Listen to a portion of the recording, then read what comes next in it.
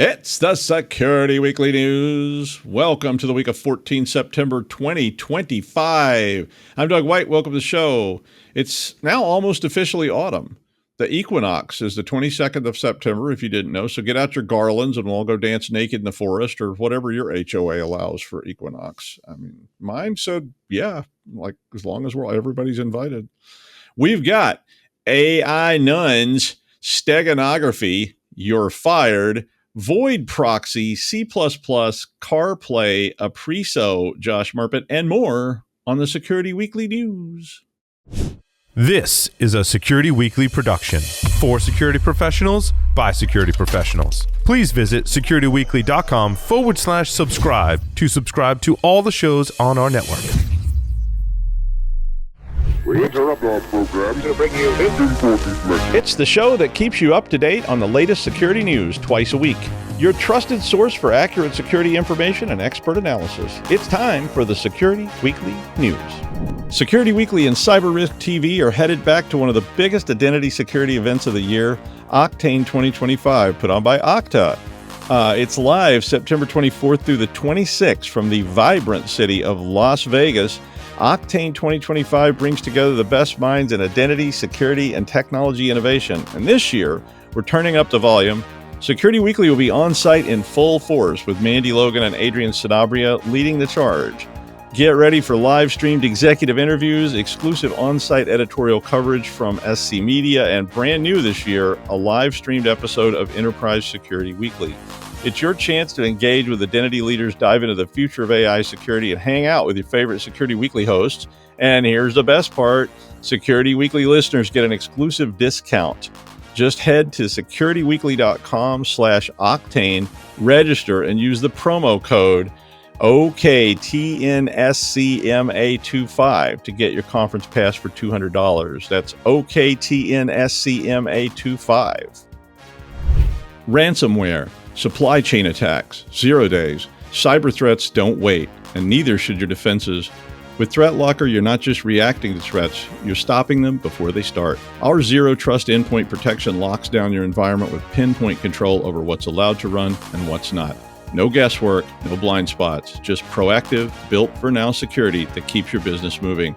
Want to see how a true default deny strategy works? Head over to securityweekly.com/threatlocker and take the first step towards shutting the door on threats before they even knock.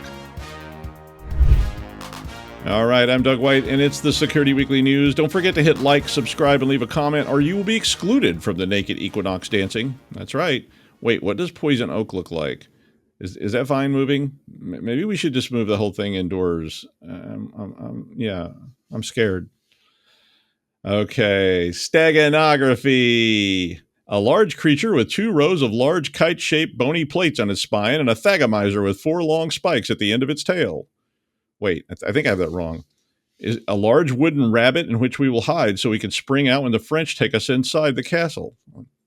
And anyway, a stegosaurus, by the way, was 9 meters long and had a brain the size of a walnut.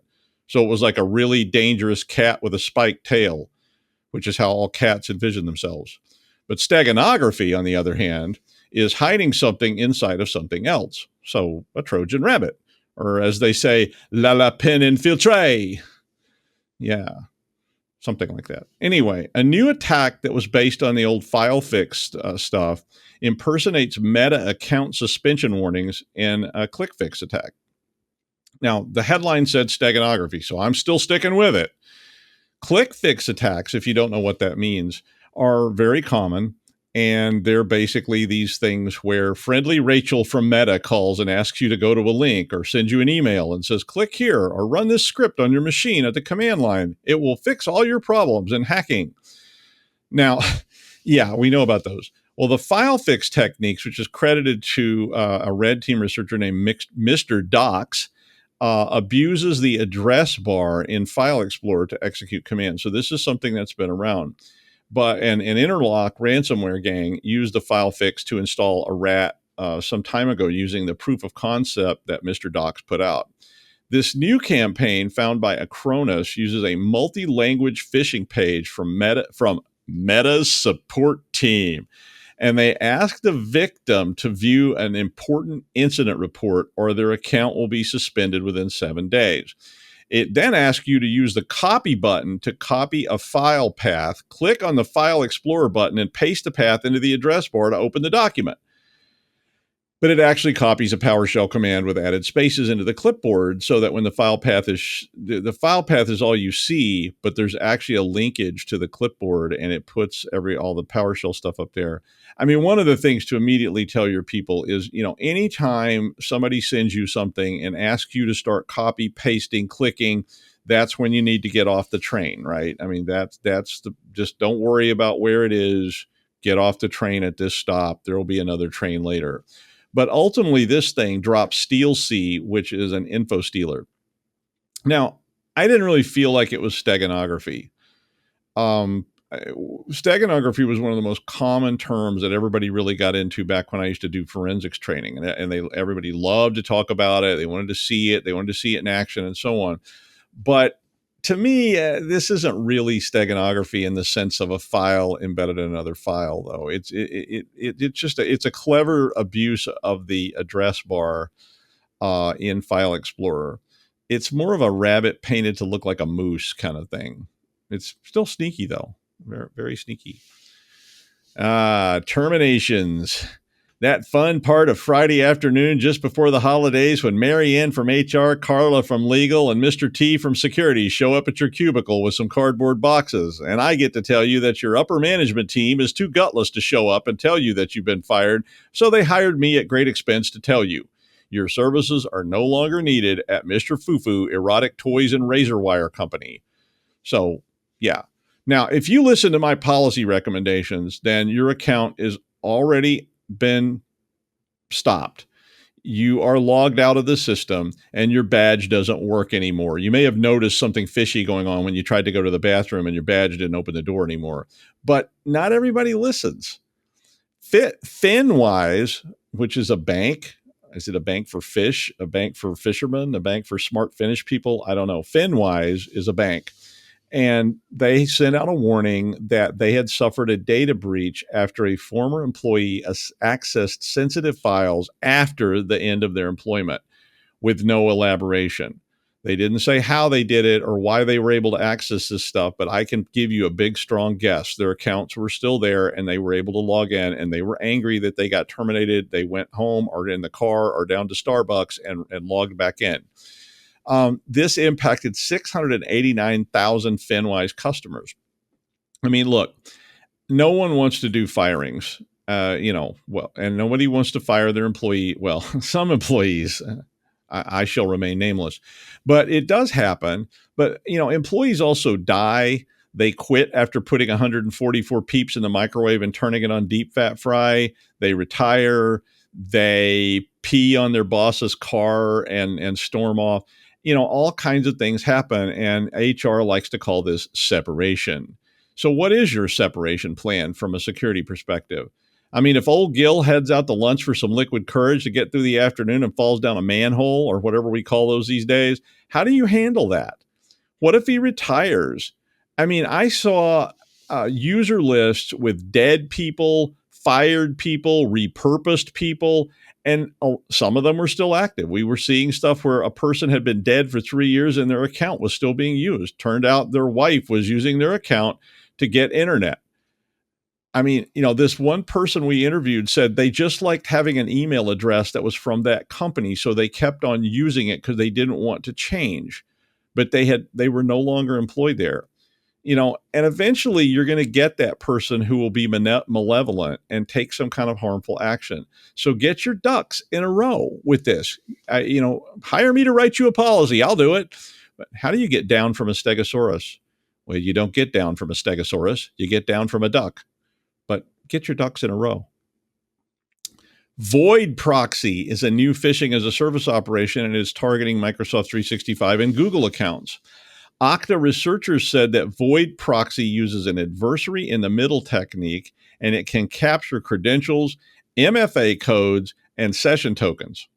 I mean, this makes sense, right?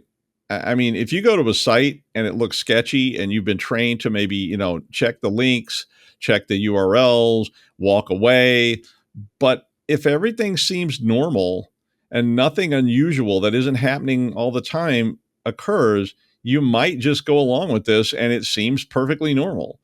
I mean, you get that unending Microsoft sign-in screen that you've seen a lot on your screen popping up, and you just fill it out and do it because you want to get onto your Excel spreadsheet or whatever. And it takes you to Excel. You get your MFA code and everything looks good, business as usual.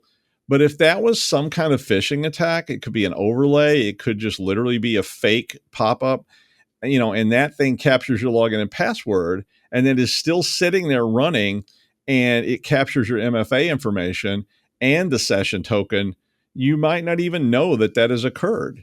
You're just happily spreadsheeting. So grabbing credentials in context, which is what this is called, seems like the way to play it, especially if you're a phishing as a service organization. So how do you stop this? Well, the article didn't offer anything other than telling us that it's occurring. So I think where it goes back to is identity management. And we really need to fix this whole problem because, I don't like sticking my tongue in the identity scanner either. But we need a way to validate not just me, but we need to validate in both directions. So are you who you say you are asking me to log in? And am I who I say I am logging in? It's a tale as old as time, and we still haven't fixed it. I mean, companies still use 4-digit pins. No kidding. I had one the other day, and it was like an old thing I hadn't been to in a long time. I went there. It's like, log in with your PIN number. I'm like, really? This is still a thing? But it is. I'm not telling you where the site is. You'll have to find that on your own. But I mean, until we get to the basis of identity management and can validate people in both directions, this is just going to keep going. I mean, you can fix this problem, but some new problem will occur. Delmia Apriso, which sounds like that guy who ran the diner down on West 107th Street, like in the 1980s. Hey, Delmia, how's it going today? I'll have the schmaltz, please. Oh, schmaltz. I wish we could still eat schmaltz. It's so good. But, this is a pretty common piece of software, actually, that's made by Dassault Systèmes for manufacturing, and it just got added to the KEV catalog.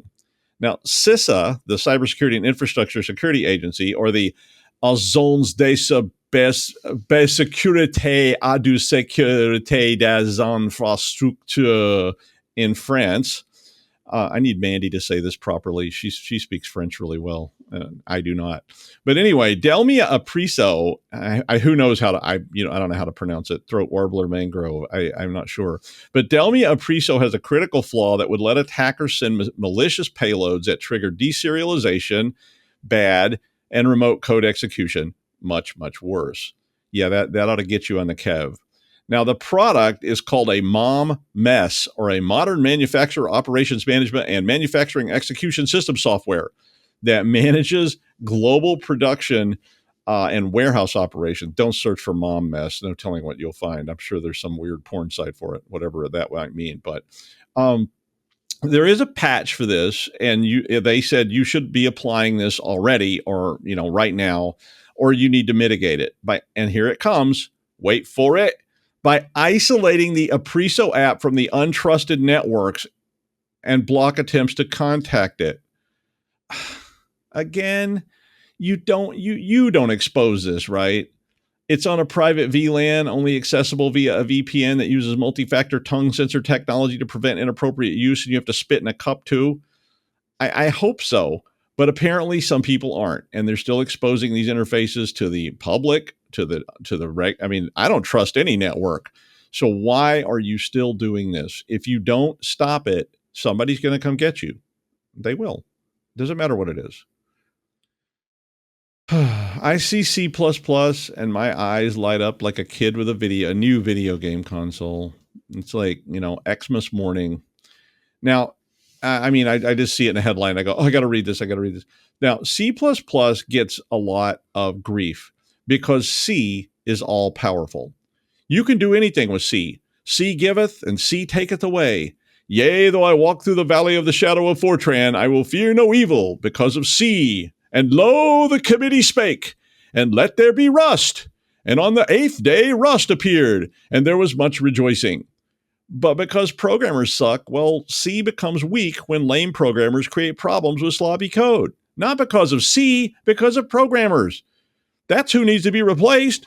But the solution, Rust, and I don't have any problem with Rust, so Rust fanatics don't need to start sending me death threats or anything. Rust is just fine. But Rust restricts a lot of things because programmers can't be trusted. And everybody has jumped on that bandwagon and blaming C++. Well, the C++ Standards Committee is, of course, trying to preserve C++. But, it's kind of like saying a pilot flew their fighter plane way too fast, so let's make all fighter planes slower so that pilots can't screw up. So the committee proposed that they make a safe C subset. Say that real fast 3 times. Safe C subset for C++. And it would basically limit a lot of things and put safe programming boundaries around C++. And that would, of course, prevent losers from writing lousy code. But unfortunately, the committee couldn't agree. And they had all these meetings and they fought and there was all kinds of different proposals. And now it appears they may have abandoned the whole idea. Even Bjarne Strostrup, the inventor of C++, said, quote, "The sad thing is the standards committee got confused." I'm going to get that printed on a shirt. I'm definitely getting that printed on a shirt. The standards committee it's going to go with sometimes the computer just freaks out, but the standards committee got confused. Yeah, I'll get 2. So in the end, maybe this will be the end of C++. I mean, there's a lot of lines of code out there in C++, but maybe this is going to be the move toward the end, because to me, it's like, why hamstring C++, just for this reason? And instead you could just use Rust, or better, you could use Carbon, which is apparently Google's project that is even better than Rust. Carbon's not due out yet, though, but they said they would have a 1.0 language out after 2028, which seems kind of long term, but maybe they're having problems with it. But Rust is out. So if you feel like your programmers can't be trusted, use Rust. And or otherwise, say, hey, we like being all powerful. Just me. Carplay. Ooh. Unless you're driving a 1975 Fleetwood Cadillac, all 19 feet of that, baby, cruising down Riverside Drive, burning a gallon of leaded gas to go 6 miles downhill with a tailwind, you probably have CarPlay in your car. I mean, AirPlay is the protocol that they use in this very ubiquitous system in most modern motor cars. And AirPlay is also found in TVs, audio devices, streaming devices. It's found in all kinds of stuff. This is Apple's wireless communication protocol. But it has a vulnerability called Airborne, which can be exploited for remote code execution. Oops. Security bypasses can be done with it, denial of service, et cetera, et cetera, et cetera. And one of the flaws can allow an attacker to create wormable, zero-click remote code execution exploits, which can then launch all sorts of fun things. Imagine that happening on Riverside Drive at rush hour, or the FDR. Yeah, that will be interesting when all the Ubers shut down. So Oligo demonstrated these attacks being used against CarPlay systems without any user interaction, and then showed that the attacks could work via USB. Okay, so you go, okay, well, that's going to help. Like, hey, buddy, pull over so I can plug into your USB port. But guess what? It also works via Bluetooth, and it's wormable. So if you could infect one car, that car infects other cars, and Augustus de Morgan, right? And all of a sudden, we've got, actually, that's not really Augustus de Morgan. That's exponential growth. Yeah, we could make a movie about that, right? But the attacker could then pair with the CarPlay system if they're in range of it. So they're just cruising along too, or cruising along, sitting in a standstill traffic on the George Washington Bridge. Now, if you have a PIN number in place to pair, it stops it. But if you don't, like most people don't, then you got a big problem. The attacker can take over your car's screens. And I was like, could maybe this attack result in me being able to show movies on my display panel in my car? That'd be cool. Then I can watch Breaking Bad while I'm driving through traffic. But they also could put up distractions, make your screens flash and cause seizures. They could put up messages like zombies ahead, or my favorite highway slogan I ever saw in my whole life: drive hammered, get nailed. I'm not making that up. We really saw that. I have witnesses. And anyway, well, vendors have to issue these patches, though. This is not something you can patch. And apparently not very many vendors have done so. So maybe ensure you have pins on your Bluetooth or disable Bluetooth or whatever. And if weird pictures start popping up on your car screens, pull over and reboot. Or better, buy a 1975 Fleetwood Cadillac, a case of Iron City beer, and just cruise down the highway smoking a Marlboro Red and wishing it was 1975 and you were just listening to Born to Run for the first time on an 8-track tape. Yeah. All right. I couldn't resist this story was about what comes next. I always read those. I usually regret it, but I always remember that my grandmother, Lena, yeah, that's my grandmother's name. Go ahead, try it. It doesn't work. But my grandmother, Lena, was born without electricity, without cars, without running water, toilets, all kinds of stuff, and lived to see personal computers, cell phones, all kinds of elaborate stuff. She could watch the Cubs game on a flat screen TV, which I thought was very ironic from somebody who, was born in a house without running water. I mean, I can barely remember not having a cell phone, but I do remember calling my girlfriend long distance on like a regular phone. But this article was about what comes next for cell phones, and they were talking about how cell phones may morph into AI powered glasses or jewelry that would basically include communications and suggested communications and suggestive communications. I mean, and we've seen some of this, like Google Glass and all this kind of stuff popped up. And, Dick Tracy had a wrist radio in 1946 and a wrist TV set in 1964. Like, must be real exciting to watch TV on what was that? Like a 10 centimeter screen? How big was Dick Tracy's wrist? But anyway, some of these ideas are not new. But Google Glass created a massive panic about privacy. What's going to happen when somebody's wearing Google Glass in a locker room, a bathroom, a public toilet, a bathhouse on the Lower East Side in 1975? Who knows? Is an AI-enabled pair of glasses going to come up and it's got it's going to look at the environment, make interpretations, give suggestions and so forth. Hey, wouldn't you really rather eat at Joe's? That's a good place. It's got great reviews. And, then you get pop-up ads in your eyeballs. I mean, I do like the idea that I can have people's names under their faces so that narcissists like me would know their names and be like a salesperson. Go, hey, Tom, how are the kids? Instead of, hey, are you Matt? And how are your kids? And they're like, oh, my, I don't have any kids anymore. I mean, you're like, oh, sorry, wrong person. And my name is Robert. But I think that would be, how about a constant scroll of Rick and Morty on the left side and a copy of Ulysses on the right side to try and overload my brain? Read Snow Crash. And I do think that the idea of an ambient comm system that you're carrying around in your hand or holding at weird angles from your mouth is, being replaced is very likely soon. I mean, I don't know if I want ChatGPT watching my every move and telling me what to do about it. Like safe to cross now, Doug. But then again, maybe ChatGPT detects a threat. Say Dr. Wernstrom, and Dr. Wernstrom releases a cloud of nano drones from his hat. And then my nano drones in my hat spring into action. Of course, his nano drones eat my nano drones, and now there's just a big mess on the rug, and we're right back to slapping each other in a bar somewhere. But I don't know. My grandmother could ride a horse and kill chickens with her bare hands. Of course, she could also get cholera and scarlet fever or die of dysentery on the Oregon Trail. So I don't know. Anyway, progress is progress. Speaking of dysentery, the man who's seen it on all of its forms after eating something an old woman sold him on the beach in Nha Trang, it's Josh Marpet. Hi, Josh. Hey, Doug. How are you, sir? I'm okay. I've got a couple of comments on some of your stories. Just a couple. Okay. You did your C++, safe C++ proposal, and I'm shocked you didn't use the word go forth because oh, yeah, I should have. I mean, you get two languages in one proclamation, okay? Okay, we're going to have to do this whole thing over again. So all right, fine. But the remote CarPlay hack, what I thought fix it in post. You were like, you can get distracted. I thought of, how about putting a jump scare on somebody's screen? Oh, that would be good. I mean, like that would just be horrible. It would, yeah. As you jerk away from the spider that's all of a sudden clinging to your screen. Oh yeah, that would be, yeah. It would be bad. It would be bad. Anyway, okay. So I wanted to talk about something that was a little more back channel. And I just found out about this. I did some research. I found out there are some news stories and articles that I just found.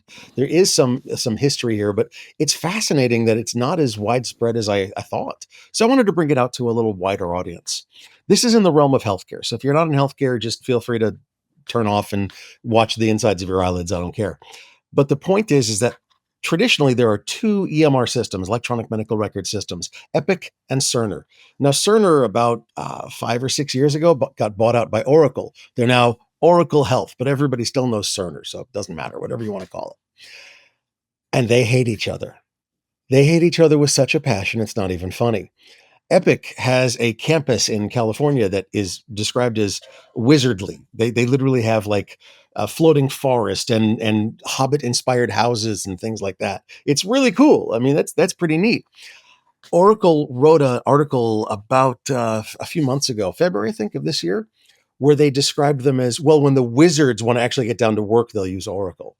So it's fascinating that the enmity there is so monstrous, which is okay. It happens. There are companies that don't like each other. However, it's gotten so bad that apparently Epic has stated, if you use Oracle databases for your patient data, we won't be your EMR. We will not be your electronic medical record system. It is so bad that the integrations between the two are effectively nil as far as I can tell. This is something that is bad in general for medical and healthcare, and bad in general for the state of we should all cooperate and sing Kumbaya, at least occasionally. Okay. So if you want Epic and Cerner to be the same, a tiny little subdivision of the political fight that's going on in the country now, okay, fine. But I think the real problem is that if you are a hospital, you now have a vendor telling you you can't use this other vendor for your databases. That's really not cool. But when you have limited competition, like you have in not only the healthcare EMR world, but well, also the political world, it becomes a very big issue as to you're bookended in either one or the other. There is no in between. There is no calm and rational cooperation or even coopetition, which is a weird word that I hope everybody understands. There is simply you're this side or this side, and that's it. And you're not allowed to talk to the other side. They are horrible, evil people. That's not true. All right. They may not do the things that I want them to do as a vendor. This vendor may do some things and that vendor may do others. But when you have two primary vendors, Epic and Cerner, or Oracle Health, that will not cooperate with each other, what does that mean for you as a healthcare entity? What happens if Epic all of a sudden says, oh, we're not going to support that machine anymore, and Oracle Health says they will? Oh, well, great. We'll just migrate to Oracle Health. Oh, no, your data's locked in. You're not allowed to take it with you. Or whatever they do to make sure that they are, what's the word? Sticky. Now, I'll be honest. I like the word sticky about as much as I like the word moist. So it's a little, I'm not too happy about this. But the issue of polarization, extreme polarization that we're seeing in this healthcare data world. And by the way, if you think healthcare data is not a big deal, you should know that HIMSS, the Healthcare Information Management and Security System, whatever, it's basically the data nerds for healthcare, HIMSS. They not only have local conferences, they have a national conference and even, I believe, an international conference. It's big business. It's big news. It's a lot of people involved in it.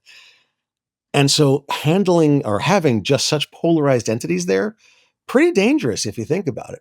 It leaves very limited paths or leaves you very limited paths for upgrades, leaves you very limited paths for choice, leaves you very limited paths for getting anything done without adhering firmly to one side or the other. And so we have to be careful of that. And I realize that if you're in healthcare, you probably already know about this. Apparently, this feud has been brewing for about the last year or so, and they've come out with blog articles that are just, oh my god, nasty towards each other. Like the Oracle blog article about Epic it's so nasty, it's not even funny. But to their credit, they're basically pointing out that somebody, totally unknown who, was making incredibly unpleasant updates to the CEO's Wikipedia page about the Oracle Health CEO Wikipedia page, and saying just nasty things about her. So they're not nice people on either side in certain circumstances, and I'm sure they're lovely people on either side in certain circumstances. But in business, as in politics and in life, we need to learn how to get together and how to work together. And we may not like each other, but we need to learn how to work together. All right. So if you're in healthcare, please urge Epic and Cerner to work a little bit better together. Otherwise, we'll see what other EMR systems are out there. Thank you. Thanks, Josh. That was both sticky, tacky, and moist. Oh, yeah, baby.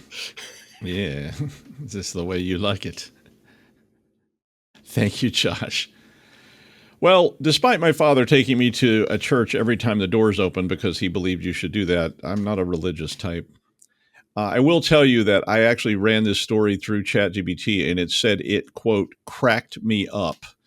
Now, I usually figure if there's some supreme essence out there that created the universe, it probably wouldn't like me very much and squash me like a bug, just like most everybody else feels. But you may believe whatever you like. I have no problem with it. But apparently, tens of millions of people are confessing their innermost secrets to AI chatbots that have been trained on religious texts. The app Bible Chat has over 30 million downloads, and Hallow, which is the Catholic Church's chat bot, briefly topped Netflix on the Apple App Store. In China, they have one called DeepSeek that's being used to decode people's fortunes. There's one in India, too, that's predicting whether people's visas will be approved and claiming that it's got some kind of divine power to get their visas approved. Some of the religious apps, not the ones I mentioned already, but some of the religious apps are claiming to channel divine communications directly, cut out the middleman, and for only $70 a month. I mean, you can't reach Father Howard at 3 a.m. to confess that you might just have committed a mortal sin at the drive-in movie and maybe 2 more after the movie at the Dixie Lee Motel, including all mortal sins in the list except murder, and maybe that. But, well, come on down to Dr. Doug's Eternity app, a direct line to the afterlife, guaranteed for only $140 a month. And I assure you, you will, I don't know. I'm going to stop. It's creepy. I mean, AI chatbots are bad enough, right? And we've seen all kinds of things where AI chatbots are giving people psychological advice and psychiatric treatment and ending up with things not going well. But, when they start guiding people morally using religious texts, I get pretty worried. I mean, people have enough trouble interpreting religious texts as it is, and, my God can beat up your God kind of stuff. And the AI chatbots are pretty toadying. They want to please you. And what can you justify with religious texts? Well, just about anything. I mean, we've seen that, right, historically. And an LLM is just a model. Feed it a whole bunch of religious texts and it'll spout scripture and platitudes with the best televangelists. And it may start telling you exactly what you want to hear is justified. Not to mention, who knows, it might tell someone else to what you confess to. Are your employees confessing to things? Well, I mean, and there's no seal of confessional on ChatGPT or Hallow. But I guess if these things make people feel better, then it's not bad, maybe. But it sure starts to sound scary to me. I mean, do you really want ChatGPT getting all Old Testament on your ass? Tattoos, bad. Shellfish, bad. Bacon, no chance. Muttering in class, hey, you're toast. It's all in Leviticus. Look it up. 1928, no tattoos, no marks on your flesh, no pierced ears, none of that stuff's right there in the Old Testament. Chat Pope is looking for you right now. Chat Pope is coming. Oh, God, AI nuns are coming with virtual canes to whack you if you plant 2 kinds of seed in the same field. And we'll impose that with virtual AI nun bots with flamethrowers in their mouths. Game over, man. Game over. I think this whole story is a mortal sin, so I'll have to go find a religious chat bot to give me absolution. Or that's it for me then. Who knows? And that's the news. Thanks, Josh. And we'll see you next time on the Security Weekly News.